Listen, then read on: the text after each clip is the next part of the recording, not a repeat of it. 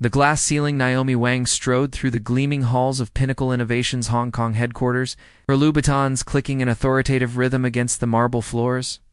At 32, she had clawed her way to marketing director, through a combination of brilliant strategy, relentless work ethic, and what some might call a calculated ruthlessness. "The Singapore presentation still isn't ready," she asked, voice dangerously soft as she addressed Jia, her newest team member. "It's been 3 days. I'm sorry, Ms. Wang. The market research data excuses our luxuries for people who don't." "Want success?" Naomi cut in, not breaking stride. "Have it on my desk by 5. No exceptions." She ignored the young woman's panicked expression. In Naomi's world, pressure either created diamonds or exposed weaknesses. Either way, she believed, she was doing Jia a favor. The corporate world wasn't kind to the unprepared. As she rounded the corner to her office, she nearly collided with a maintenance cart. Coffee sloshed over her hand, narrowly missing her cream silk blouse.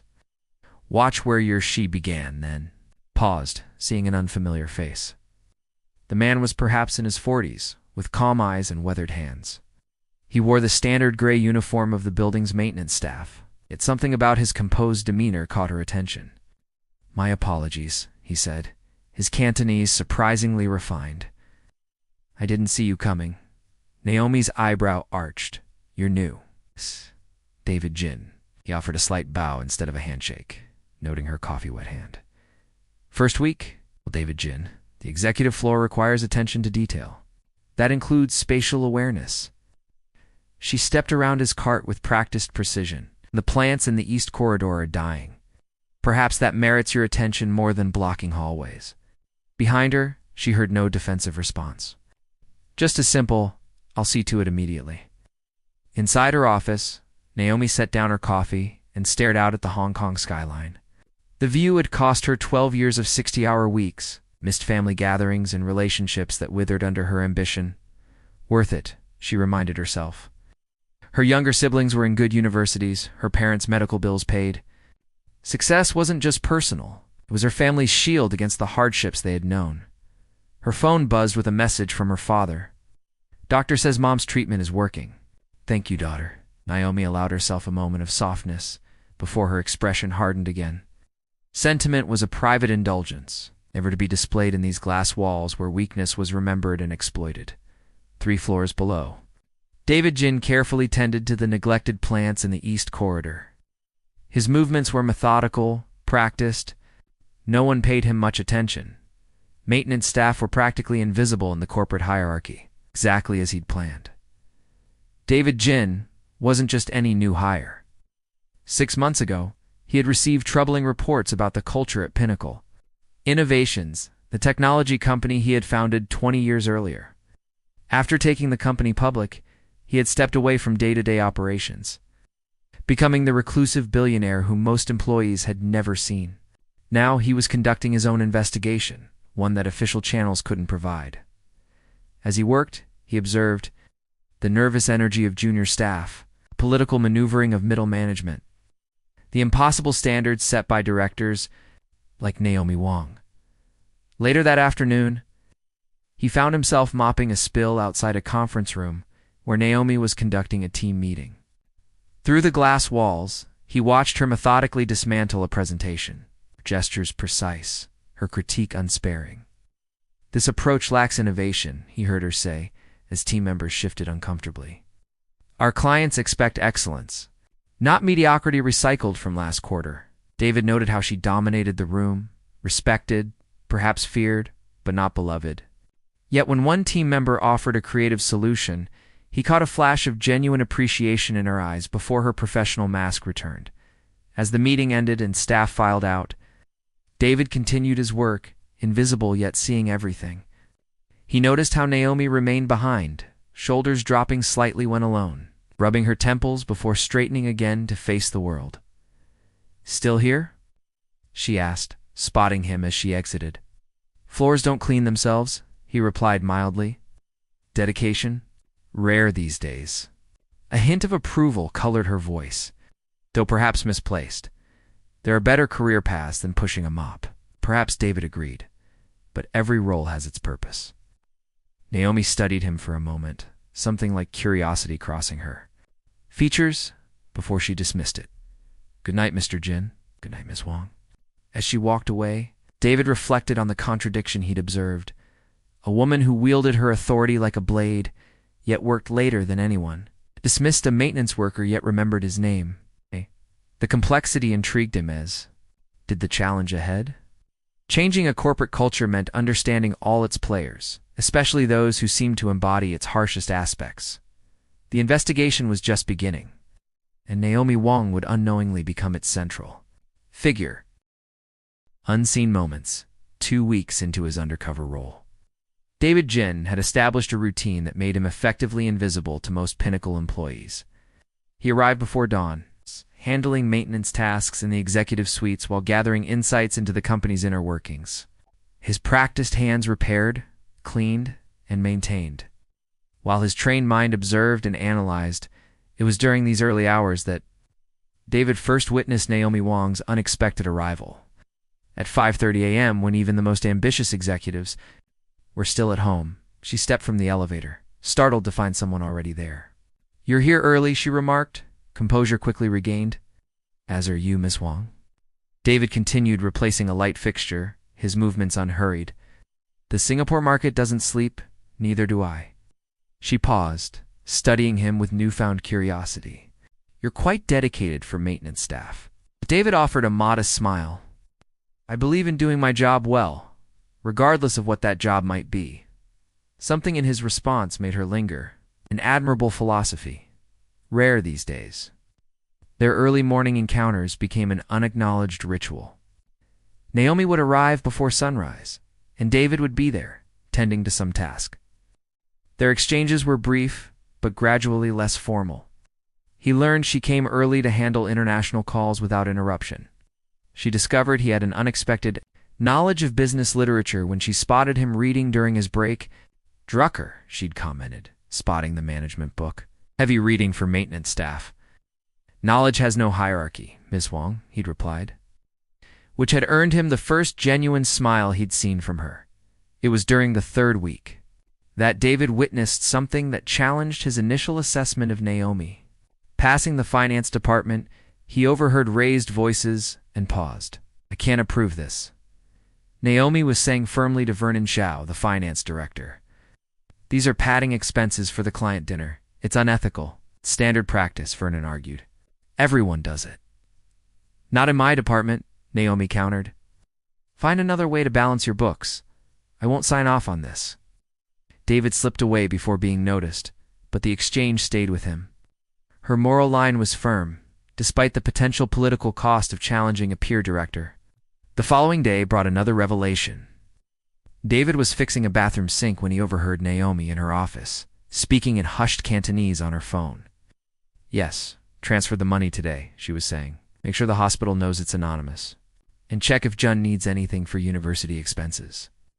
When she emerged and found David working nearby, her expression hardened immediately. "That sink still isn't fixed." "Almost complete, Ms. Wang," he replied calmly. "Sometimes issues run deeper than they appear on the surface." Her eyes narrowed at what might have been perceived as impertinence, but she said nothing and walked away. The contradictions multiplied. David watched Naomi ruthlessly critique a marketing presentation, leaving a senior manager visibly shaken. Yet an hour later, he observed her quietly helping a struggling intern format slides after hours, offering guidance while insisting, "Tell anyone about this, and I'll deny it. This isn't mentorship, it's efficiency." For her part, Naomi found herself increasingly aware of David's presence.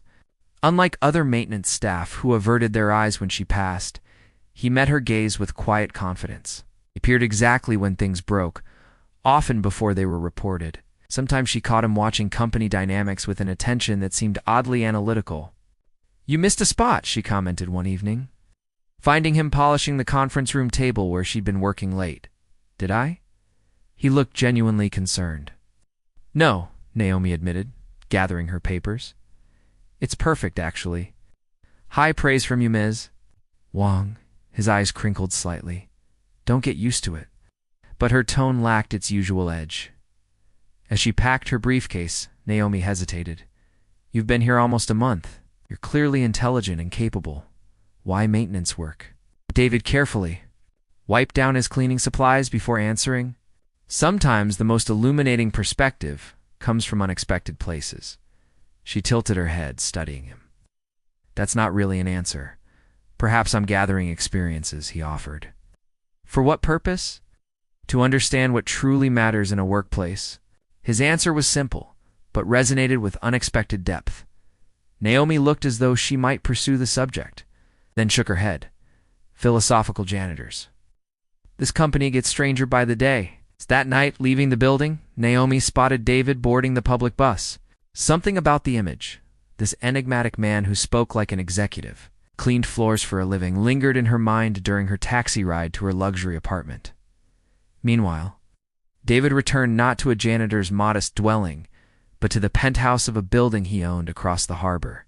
As he shed his maintenance uniform and stepped onto his private terrace overlooking the city lights, he reviewed his notes on Pinnacle's operations and on Naomi Wong. In his journal, he wrote, "Subject demonstrates complex behavioral patterns. Professional ruthlessness appears driven by personal standards rather than malice. Shows unexpected compassion in private. Question, is her leadership style a response to corporate environment or its cause? Further observation required." The annual corporate summit was approaching, the event where he planned to reveal himself and address the company culture directly. But now, his straightforward assessment mission had developed unexpected complications. Naomi Wong was not simply the embodiment of a problematic corporate culture. She was a puzzle of contradictions that both troubled and intrigued him. As David stared at the city lights, he realized his investigation had developed an unforeseen personal dimension. Understanding Naomi Wong had become more than professional interest.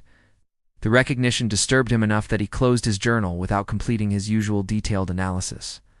The following morning, when Naomi arrived at her usual early hour, she found a small, potted orchid on her desk, the rare variety she'd mentioned admiring at a client's office weeks ago.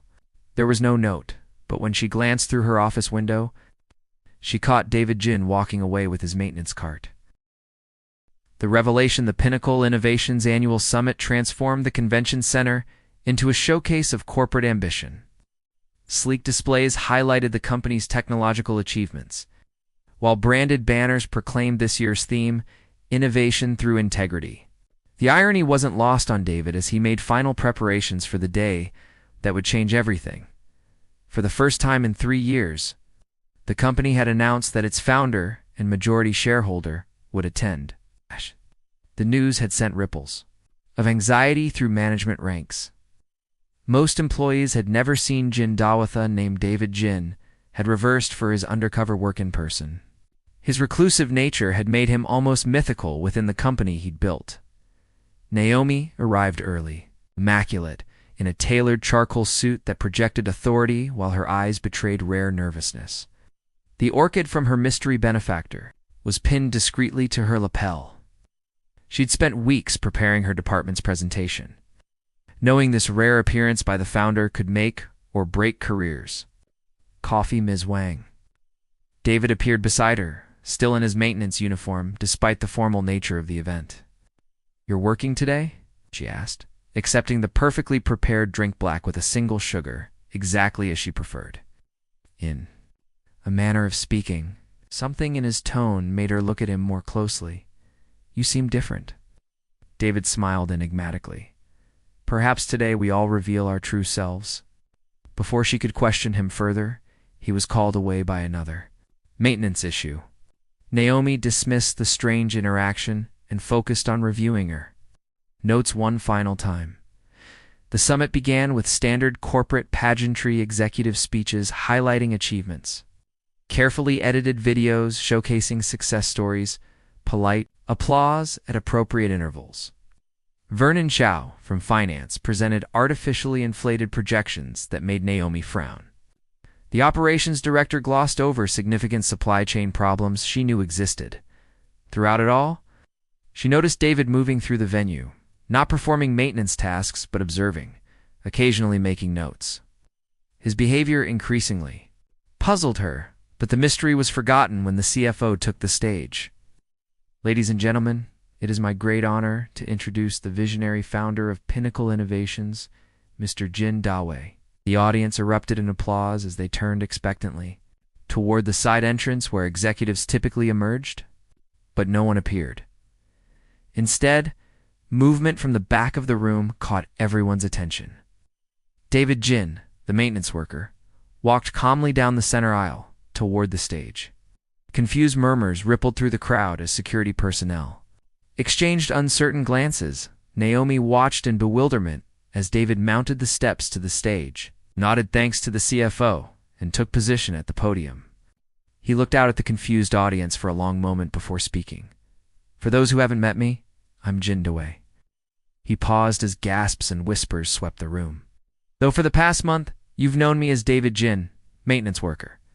The revelation hit Naomi like physical force. Her coffee cup slipped from her fingers, spilling across the pristine floor. The maintenance worker who had endured her condescension, whom she had lectured and dismissed, was actually I founded this company 20 years ago with a vision of innovation that served humanity, he continued. But in recent years, I've heard troubling reports about our culture. Rather than trust filtered information from management, I chose to experience it firsthand. His eyes found Naomi's in the crowd. She sat frozen, memories flooding back, every dismissive comment, every condescending remark, yet also the morning conversations, the unexpected moments of connection. I've witnessed tremendous talent within these walls, David continued. But I've also seen fear, political maneuvering, and leadership that values results over people. The executive row shifted uncomfortably. Vernon Shao stared stonily ahead. I've seen employees afraid to speak truth to power. I've seen creative ideas silenced because they came from junior staff. I've seen managers who mistake intimidation for inspiration. Naomi felt each word like an indictment. She had prided herself on her demanding standards, convinced they brought out excellence.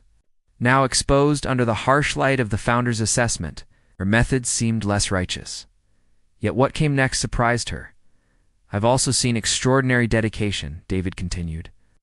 I've witnessed quiet integrity when no one was watching. And I've observed leaders who, despite their flaws, genuinely care about both this company's success and their people's welfare, and when they struggle to show it.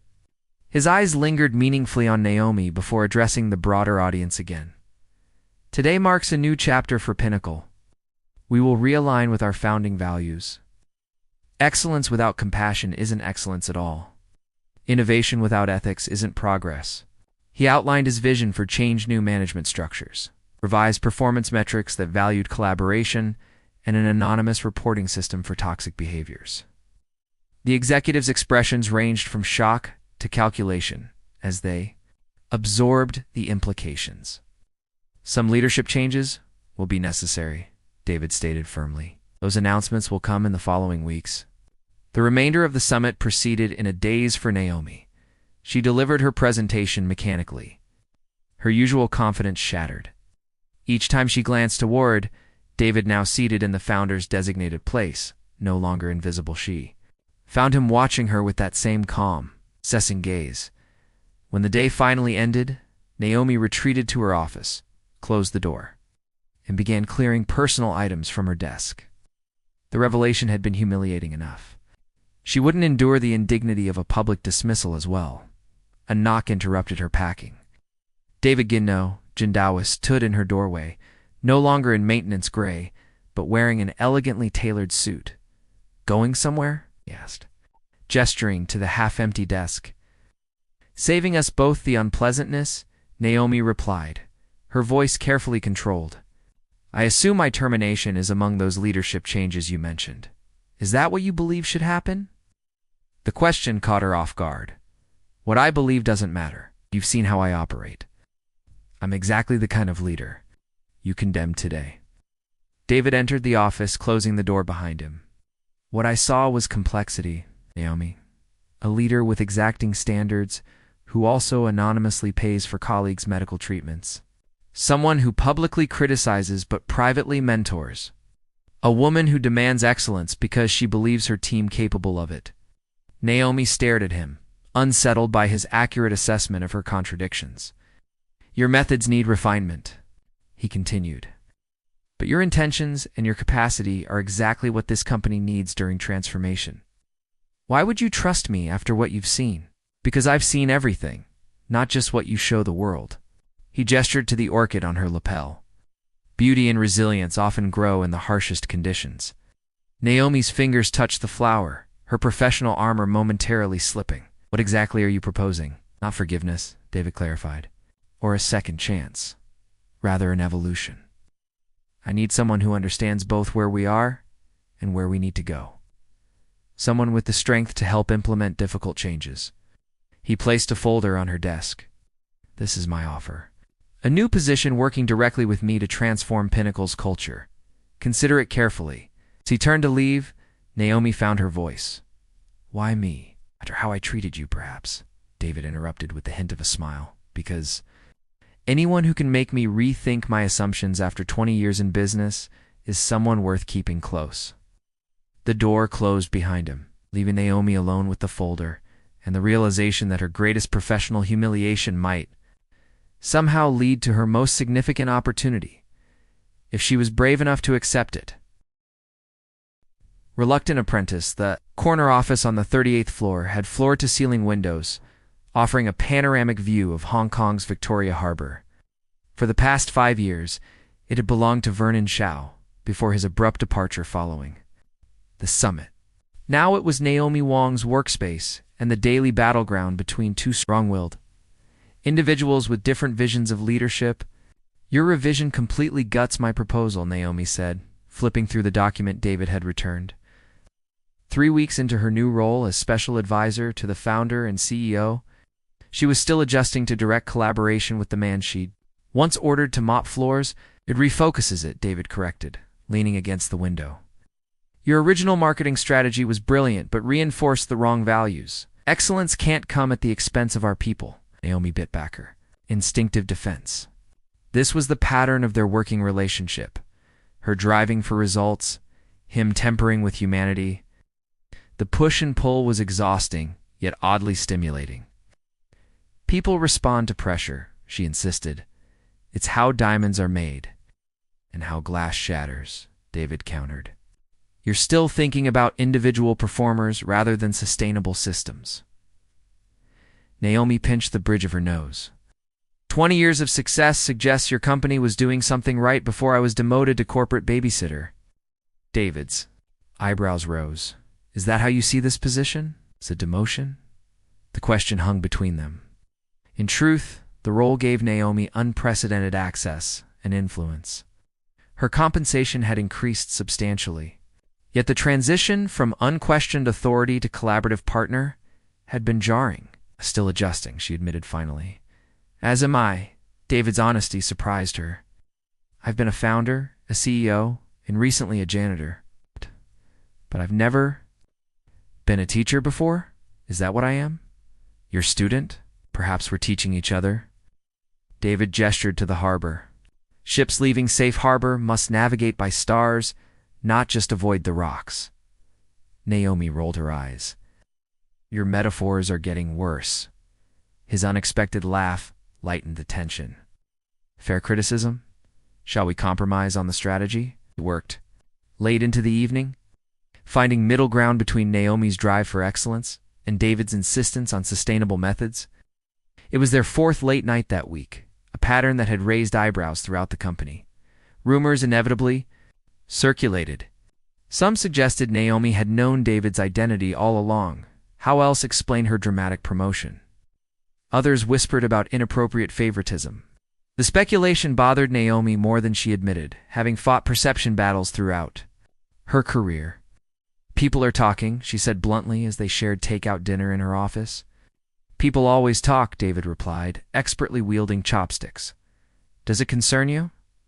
It undermines my credibility. They think I'm sleeping my way into influence. David considered this. Would publishing our revised management principles help? Show them the substance behind our collaboration? Maybe? Naomi hesitated. Or we could stop working such visible late hours? Is efficiency worth perpetuating a broken culture where perceptions matter more than results? Naomi recognized the test in his question. No, but changing culture doesn't happen overnight. There's wisdom in that, David acknowledged. Small steps then, starting with tomorrow's department head meeting. The following morning brought Naomi's first major challenge in her new role. Seated beside David in the boardroom, she faced the skeptical stares of her former peers. These department heads had once been her competitors in Pinnacle's cutthroat environment. Now, she was asking them to embrace vulnerability and collaboration. We're implementing mentorship circles, she explained, feeling the resistance in the room. Senior leaders paired with junior talent across departments. Vernon Zhao's replacement, a shrewd woman named Fiona C., crossed her arms. With what metrics for success? How will this improve our bottom line? The old Naomi would have cited research or made promises about productivity gains. Instead, she took a risk. When I first started here, she began, I worked 80-hour weeks, trying to prove myself. I alienated colleagues and sacrificed my health because I thought that's what leadership required. The room grew quiet. Naomi Wong never discussed personal matters. I pushed my teams the same way, believing pressure created excellence. Sometimes it did. But it also created burnout, distrust, and a culture where we accomplished goals but lost our humanity. She glanced at David, who nodded encouragement. Our bottom line matters, Naomi continued. But so does building a company where success doesn't require sacrificing ourselves. The metrics will come. First, we need to relearn how to work together. The skepticism didn't vanish, but something shifted. Several heads nodded. Fiona uncrossed her arms. I'd like to volunteer for the first mentorship circle, offered Jen Lee from product development, surprising everyone. By meeting's end, the initiative had cautious support. As executives filed out, David remained seated, watching Naomi gather. Her materials? That wasn't in your prepared remarks, he observed. Improvisation, she replied. You've been a bad influence. On the contrary, his eyes held something warmer than professional approval. I think you're remembering who you were before success narrowed your definition of strength. The comment unsettled her. Don't psychoanalyze me, Jin. Back to last names. Are we? His smile was knowing. Defense mechanism noted. Naomi changed the subject. We should review the quarterly projections before the board meeting. Over the following weeks, subtle changes rippled through Pinnacle. The mentorship circles expanded. Meeting cultures shifted to encourage input from all levels. Most surprisingly to Naomi, productivity didn't suffer in many departments. It improved as communication barriers fell. Not all initiatives succeeded. A flexible work arrangement pilot failed spectacularly when senior managers still expected constant availability. Naomi and David used the failure as a case study, demonstrating how policy without cultural change was meaningless. Their working relationship evolved as well. Arguments became debates, then discussions. David's philosophical approach balanced Naomi's pragmatism. She learned to listen. He learned when to push. Together they navigated the messy human terrain of organizational change. One evening, reviewing employee feedback surveys in David's private office, Naomi noticed a photograph she hadn't seen before, a much younger David with an elderly woman beside a modest vegetable garden. My grandmother, he explained, following her gaze. She raised me after my parents died. Everything important about leadership, I learned from her. She taught you business strategy, Naomi asked skeptically. He taught me that the strength of a garden depends on how you nurture the roots, not how aggressively you harvest the fruit. He touched the frame gently. The company name Pinnacle was her suggestion.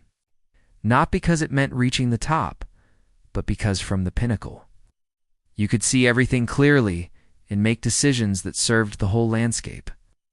Something about his vulnerability in that moment broke through Naomi's carefully maintained professional distance. For the first time, she saw not just the billionaire founder or her unlikely mentor, but the man himself, shaped by loss, guided by values deeper than success. What would she think of our work? Naomi asked softly. She'd approve of the direction. David's eyes met hers, and she'd particularly approve of my partner in this endeavor. The word partner lingered between them, carrying meanings neither was ready to examine. Naomi looked away first. We should finish these reports.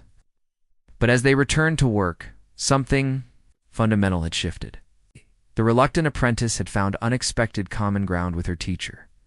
And in that shared space, something neither had anticipated began taking root. Full circle at months after the summit that had changed everything at Pinnacle Innovations, Hong Kong's business elite gathered for the Technology Leadership Awards. The grand ballroom of the Peninsula Hotel glittered with success and ambition. As industry leaders celebrated the year's achievements, Naomi Wong entered alone. Her burgundy evening gown a striking departure from her usual corporate attire. Heads turned, conversations paused. The transformation of both Naomi and Pinnacle under Jinda Wei's return to active leadership had become legendary in business circles. The woman of the hour, remarked Fiona C., approaching with champagne.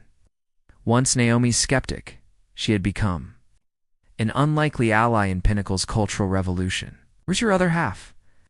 If you mean our CEO, he's fashionably late, Naomi replied, accepting the glass. And he's hardly my other half. Fiona's knowing smile suggested otherwise. The nomination is well-deserved, regardless. Most innovative corporate culture transformation. Who would have thought the infamous Naomi Wong would lead such an initiative? Not me, certainly, Naomi admitted, scanning the room. Despite her outward composure, nervous energy hummed beneath her surface. The nomination recognized her work. With David, but tonight, she would unveil a project entirely her own. A stir at the entrance drew her attention. David Jin had arrived, commanding the room's notice without apparent effort. Unlike other executives who displayed wealth ostentatiously, David's quiet confidence and genuine interest in others made him magnetic. He navigated the crowd with grace, but his eyes searched until they found Naomi. The moment their gazes connected across the crowded room, Naomi felt the now familiar flutter of recognition. 8 months of intense collaboration had created something between them that defied simple categorization. Professional respect had deepened into friendship, then something more complex and unacknowledged. Ms. Wong, he greeted, reaching her. Sighed. You look remarkably uncorporate tonight. A special occasion demands special efforts, she replied. Your tie's crooked. Without thinking, she reached up to straighten it, the gesture intimate in the public setting. Realizing what she'd done, Naomi quickly withdrew her hand, but not before several observers noted the familiarity. The rumors will intensify, David murmured, amusement in his eyes. Let them talk. Naomi surprised herself by saying, We have more important matters tonight. The awards ceremony proceeded with predictable speeches and polite applause. When Pinnacle won for culture transformation, David insisted Naomi take the lead in accepting, standing at the podium. Looking out at Hong Kong's business elite, Naomi felt the weight of her journey. A year ago, I believe leadership meant demanding. Perfection regardless of the cost, she began. I was wrong. True leadership creates conditions where excellence can flourish naturally. She acknowledged David with a glance. Sometimes our greatest lessons come from unexpected teachers. Sometimes we must be humbled before we can rise stronger. As applause followed them back to their table, David leaned close, eloquent and honest. You've come far from the woman who criticized my mopping technique. You were deliberately mopping inefficiently, Naomi accused, a smile playing at her lips. Admit it. Perhaps I wanted to see if you'd notice the person behind the uniform. His expression grew serious. You did, eventually, before anyone else. The moment was interrupted by dinner service, but Naomi felt the weight of what remained unspoken between them. Later, as the formal program concluded and networking began, Naomi led David to a quiet corner of the ballroom. There's something I need to show you, she said, uncharacteristically hesitant. A project I've been developing independently. She handed him a tablet displaying a presentation titled Pinnacle Academy. David's eyebrows rose as he swiped through the proposal, a comprehensive education initiative providing technology training for disadvantaged youth across Southeast Asia, funded by Pinnacle but operated as a non-profit. This is ... unexpected, he said finally. Is that your diplomatic way of saying you hate it? Naomi tensed. On the contrary, David looked up, genuine admiration in his expression. It's brilliant. Sustainable social impact that aligns perfectly with our core business. But why develop this secretly? Naomi took a deep breath, because I needed to know I could create something driven by purpose, not just ambition. Something that would matter beyond quarterly results or my personal advancement. Understanding dawned in David's eyes. You've been on your own undercover journey, in a way. She took back the tablet, fingers brushing his. The ruthless marketing director discovering she actually cares about something beyond success? Almost. As shocking as the janitor revealing himself as a billionaire? David laughed softly. Life does enjoy its ironies. A comfortable silence settled between them as they watched the glittering crowd, both feeling pleasantly removed from the status-seeking they once prioritized. The board will approve your academy, David said. I'll make certain of it. I don't want special treatment. It's not favoritism to recognize exceptional vision. Proposal stands on its merit. Naomi studied his profile, the man who had completely upended her understanding of success, power, and herself. Thank you. For what specifically? He asked, turning to face her fully. For seeing something in me worth salvaging when you had every reason to dismiss me? David's expression softened. I saw someone brilliant trapped in a system that rewarded the wrong behaviors. Someone who, with the right environment, could become extraordinary. And have I? The vulnerability in her question surprised them both. Become something better than extraordinary, he replied. You've become authentic. The word hung between them, laden with meaning. For Naomi, who had spent a career crafting a perfect professional image, authenticity had been a foreign concept. Yet in these months of transformation, she had gradually shed her armor, discovering strength in vulnerability she never imagined possible. Dance with me, David said suddenly as the orchestra began a slow melody. People will talk, Naomi warned, even as she allowed him to lead her to the dance floor. People have been talking since I appeared on that stage 8 months ago. His hand settled at her waist. Let's give them something worth discussing. As they moved together, the remaining walls between CEO and advisor, teacher and student, began to dissolve. They had reversed roles repeatedly, the powerful humbled, the dismissed elevated, each learning from the other. I have a confession, David said quietly, his lips near her ear.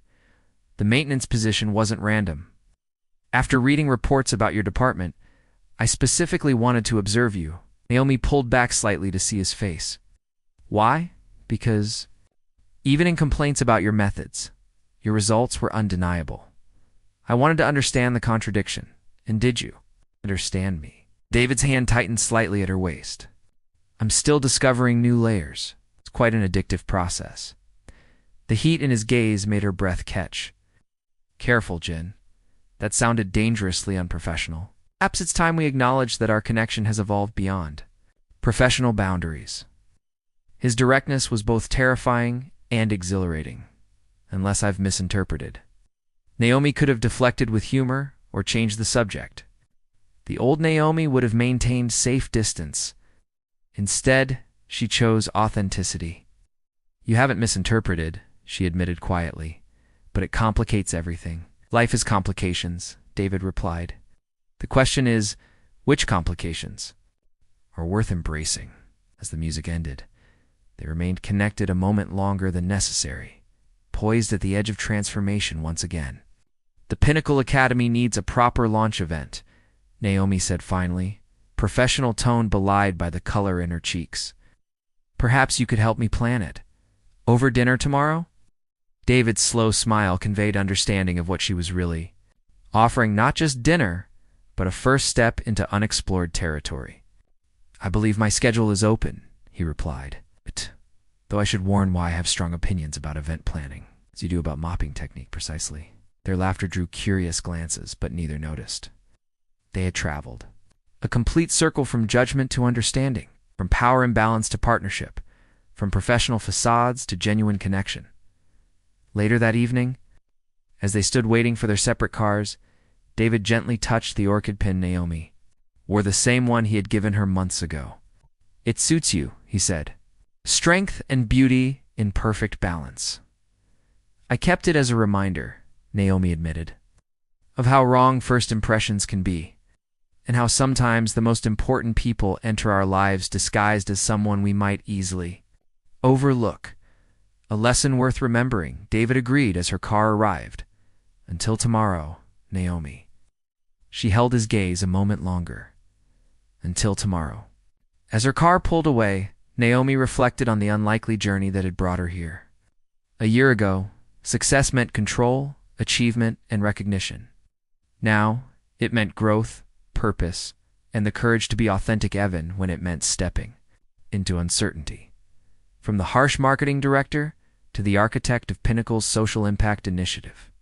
From dismissing a maintenance worker to finding an unexpected connection with the man behind the SCE. Form, her transformation had indeed come full circle.